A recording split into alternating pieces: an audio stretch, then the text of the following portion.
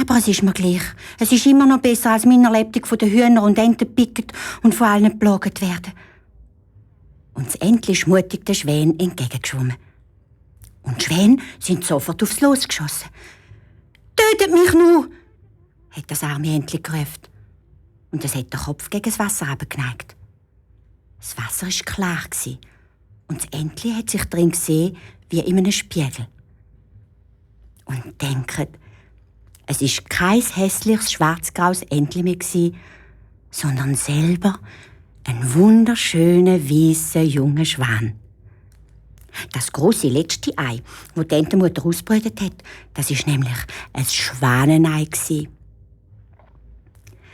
Von jetzt an hat das hässliche junge Entli, das heisst der schöne junge Schwan, ein wunderbares Leben gehabt. Grosse, schöne Schwäne sind ums Herum geschwommen und haben es gestreichelt mit dem Schnabel.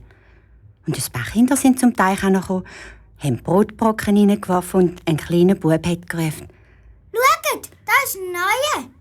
Und sein Schwesterli hat gesagt: «Der Neue ist der schönste von allen.» Aber das Entli ist gar nicht stolz und hochmütig geworden.